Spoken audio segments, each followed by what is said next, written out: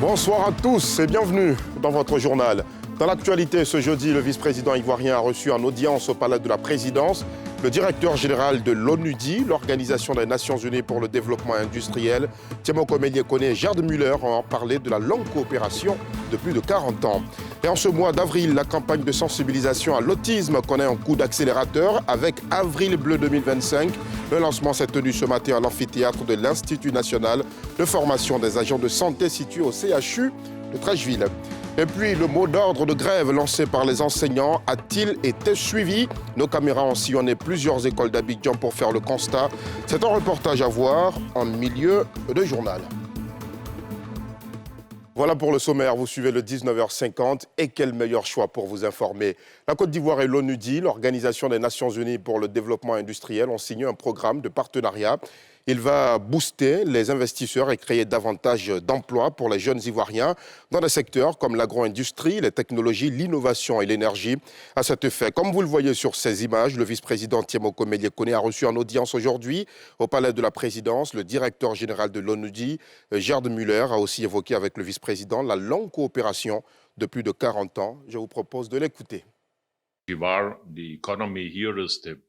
tiens à saluer aussi la performance extraordinaire de la Côte d'Ivoire, qui est réellement une puissance économique dans la région, avec des taux de croissance qui sont donc très importants. Et aujourd'hui, nous avons discuté avec aussi bien Monsieur le vice-président que le ministre du Commerce et de l'Industrie, une nouvelle phase encore de cette coopération, notamment avec la signature donc de notre programme de partenariat pays, qui va donc réellement, marquer une nouvelle phase de cette coopération.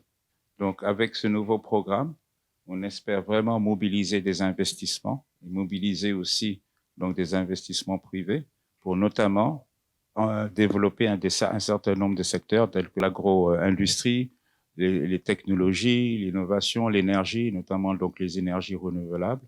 Donc, il y a tout un pan, je dirais, de l'économie qu'on espère vraiment pouvoir aider la Côte d'Ivoire à développer à travers ce programme.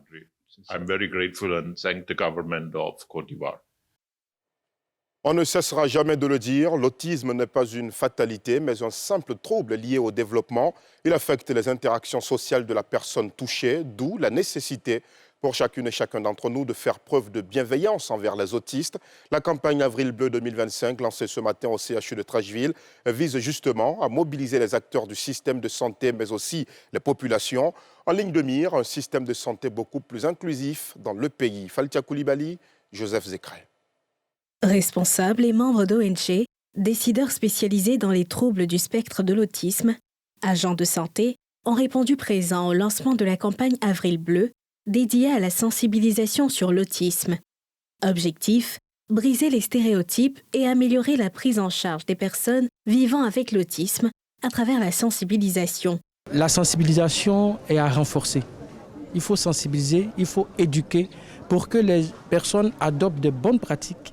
Il faut sensibiliser aussi le corps soignant, le corps enseignant, les parents, pour que, au fur et à mesure, les barrières, les obstacles en matière d'inclusion, en matière de réponse adaptée, en matière d'anticipation, de prévention, soient renforcés dans tous les milieux de la vie et pour faire de telle sorte que nous ayons une société inclusive.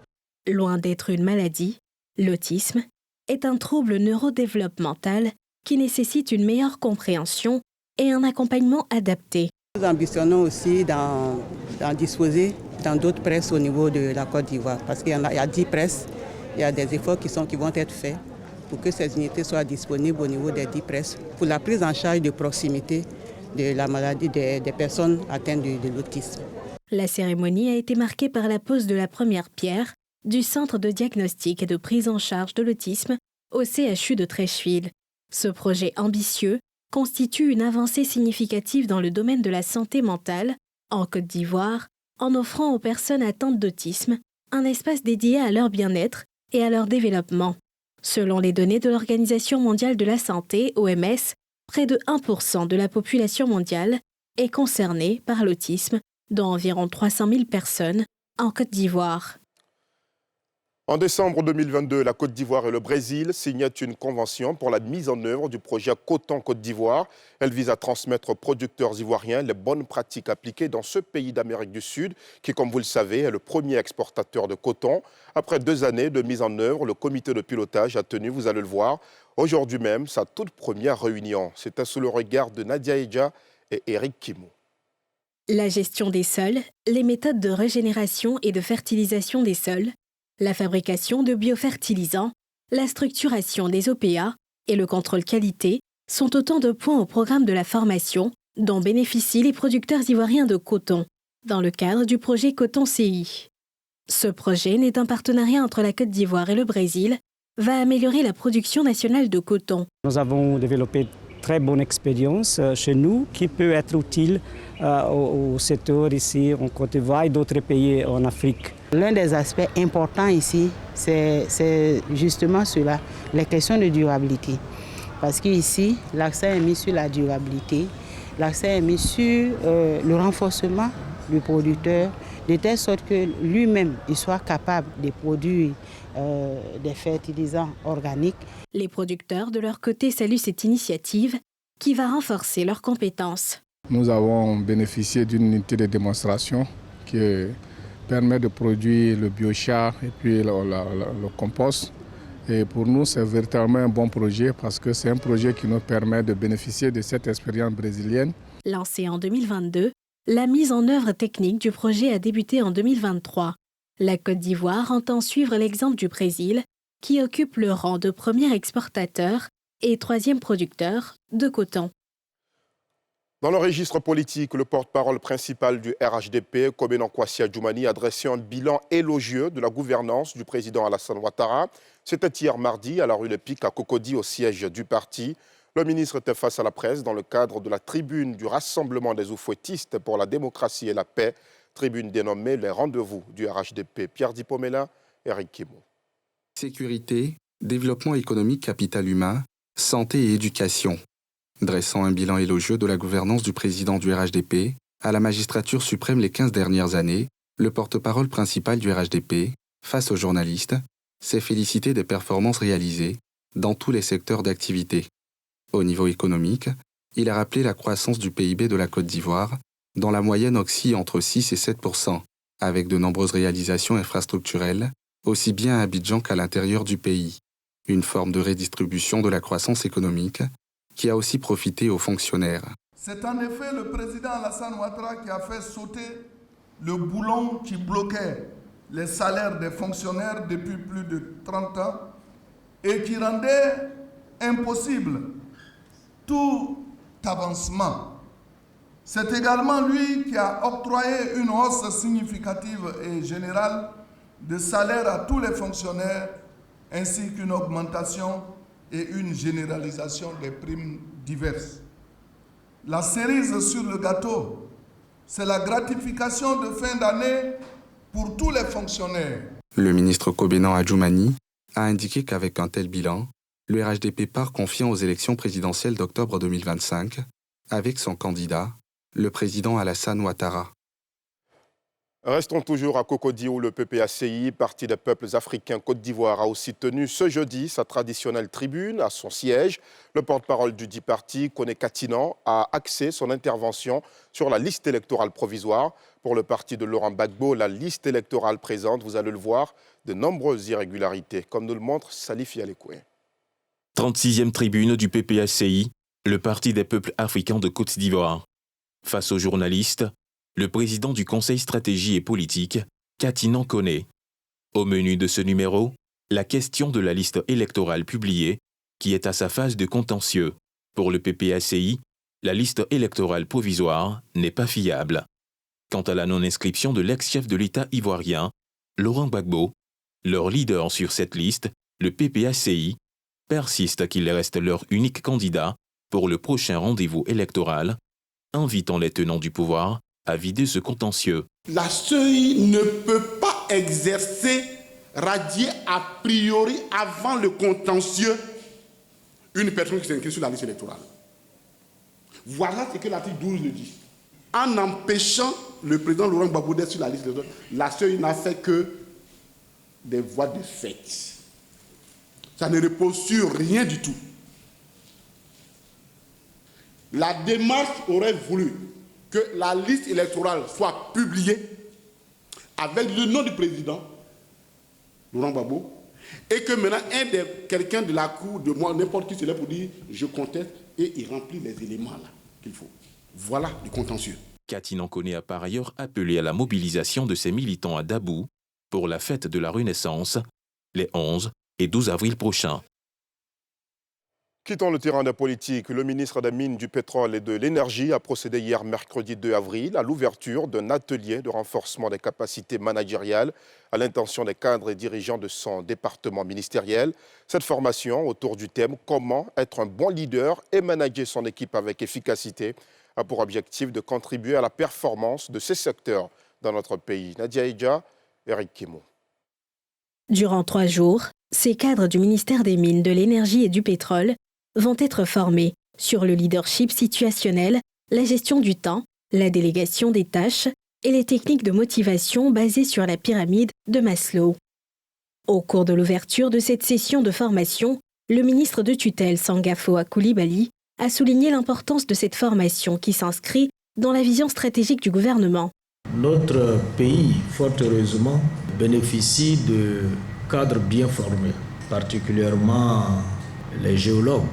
Maintenant, une chose est d'être bien formé au plan académique.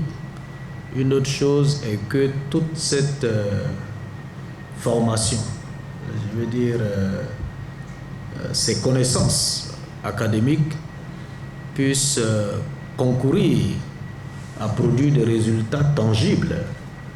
Donc ce qui fait la différence en ce moment-là, c'est votre capacité à diriger une équipe et à obtenir d'elle le meilleur. Cette vague ouverte à l'endroit des membres du cabinet, des conseillers techniques, des directeurs généraux adjoints, entre autres, fait suite à une première phase qui s'adressait aux directeurs généraux de l'administration centrale et aux directeurs régionaux. Des exercices pratiques sont prévus. Ce jeudi, malgré les appels au dialogue et son caractère dit illégal par le ministère de tutelle, la première journée de grève des enseignants a bien eu lieu. Le bilan, lui, est toutefois mitigé. Dans plusieurs écoles primaires d'Abidjan, les cours n'ont pas vaqué, tandis qu'au secondaire général et technique, les enseignants n'ont pas répondu à l'appel ce matin. Le constat de Thiemé Dangé et Fulgence Kissiedou. Groupe scolaire régional de Trècheville. Dans la cour de la plus grande école primaire et préscolaire d'Abidjan, à la pause, des écoliers gambades. À la reprise, place au savoir, donné par des enseignants bien en place. Parmi eux, cette maîtresse de classe de CP1. À leur côté, peu après, la chef de circonscription scolaire de Trècheville. Même ambiance de cours dans la salle suivante. Là également, une maîtresse à la tâche. Autre école, autre classe du groupe scolaire, même état des lieux. Ici, le directeur lui-même tient la craie et la classe. Pour l'enseignant, la grève est inopportune. Les portes du dialogue avec le gouvernement étant ouvertes pour faire aboutir la cause de la prime d'incitation. Au moment où il y a un cadre de discussion avec les autorités, nous ne trouvons pas nécessaire d'aller en grève. Que les discussions continuent. Après discussion, ça aboutit toujours à quelque chose, à un résultat positif. C'est la raison pour laquelle nous sommes là. La prime, nous la voulons. Ça, c'est une vérité. Mais du moment où ils nous écoutent, nous nous disons que ça va aboutir à quelque chose. S'ils ne nous écoutaient pas, c'était autre chose. Cette appréciation satisfait l'inspectrice. Au terme de la descente sur le terrain de son aire éducative, elle est comblée de voir ces hommes à la tâche. À partir du moment où il y a un comité consultatif qui est en train de travailler sur la question et que le dialogue est toujours en cours, tant qu'il n'est pas interrompu, il n'est pas question de faire du forcing. C'est le sens de la responsabilité. Ils ont vu que leur responsabilité, c'est de prendre les enfants à charge. Ce n'est pas d'utiliser les enfants pour de la manipulation. Et donc, ils sont au travail, à 100% au travail. La première grève, ils étaient au travail comme ça. Quand la grève n'est pas utile, franchement, ils ne se mettent pas dedans. Et là, je les félicite. Lycée classique d'Abidjan. À notre arrivée, les cours du jour sont achevés. Ici, des enseignants ont également tourné le dos à la grève, comme en témoignent ces élèves à peine sortis des classes. Nous n'avons pas eu la totalité des cours, mais nous avons fait français, mathématiques et à la fin de la journée, nous avons eu un devoir de niveau de physique-chimie. On avait 3 cours à la base, puis 2 profs sont venus. Le prof de français et puis le prof de maths. On a fait cours et puis comme leçon on avait devoir, on a fait le devoir finalement. Situation différente au lycée Pierre Gadier de Yopougon. Ici, les enseignants manquent plutôt à l'appel, laissant en classe des élèves prêts à recevoir le savoir. Ceux qui ont des enseignants en face sont plutôt des candidats aux épreuves physiques, des examens à grand tirage, session 2025. Si au secondaire général, le mouvement de grève est mitigé, dans l'autre ordre d'enseignement, à savoir la formation professionnelle, le suivi du débrayage est plus accentué et plus visible. Pour preuve, au lycée technique d'Abidjan ou encore au lycée professionnel sectoriel de Yopougon, apprenants attendaient désespérément enseignants dans des écoles quasi désertes. Une paralysie quasi générale qui s'explique difficilement vu que les syndicats grévistes de l'enseignement technique et de la formation professionnelle avaient été reçus 24 heures avant par la tutelle pour des négociations. Justement, la ministre de tutelle, Marietou Koné, quant à elle, était au travail ce matin. Elle vient de réaliser l'une des recommandations des États généraux de l'éducation nationale. Il s'agit de la plateforme de concertation entre l'État et le secteur privé, les fondations et entreprises du secteur privé qui œuvrent dans le domaine de l'éducation. Le siège de la Confédération générale des entreprises de Côte d'Ivoire a servi de cadre à cette rencontre. Salif Yalekwe, Chaque Bleu. Mobiliser les organisations philanthropiques et les entreprises en faveur d'actions concertées visant à revaloriser l'offre éducative nationale, telle est l'une des raisons d'une rencontre ce jeudi entre l'État ivoirien, à travers la ministre de l'Éducation nationale et de l'alphabétisation, professeure Marietou Koné, et le secteur privé ivoirien. Un cadre formel de collaboration afin d'harmoniser les politiques et les actions en faveur d'un secteur éducatif plus performant. Vos actions sont multiples. Construction et réhabilitation d'établissements scolaires, de cantines scolaires, formation d'enseignants, financement d'ouverture et de fonctionnement de centres d'alphabétisation, appui financier et matériel à l'organisation de grands rendez-vous du système éducatif. Je voudrais toutefois appeler votre attention sur les difficultés qui entourent vos interventions et qui sont relatives principalement à l'absence de cohérence et d'alignement avec les grandes orientations stratégiques du ministère. Le secteur privé, pour sa part, se félicite de cette initiative. Une excellente initiative dans la mesure où elle permet non seulement de nous écouter, mais aussi de pouvoir reconnaître un tant soit peu les efforts que nous menons en vue donc d'améliorer le système éducatif. Nous avons donc décidé de nous aligner sur la carte scolaire, mais également aussi nous avons saisi l'occasion pour faire un plaidoyer pour que ces infrastructures que nous bâtissons soient donc entretenues. Des échanges fructueux qui ont permis d'aborder plusieurs sujets, de poser de nombreuses préoccupations et autres réalités rencontrées sur le terrain.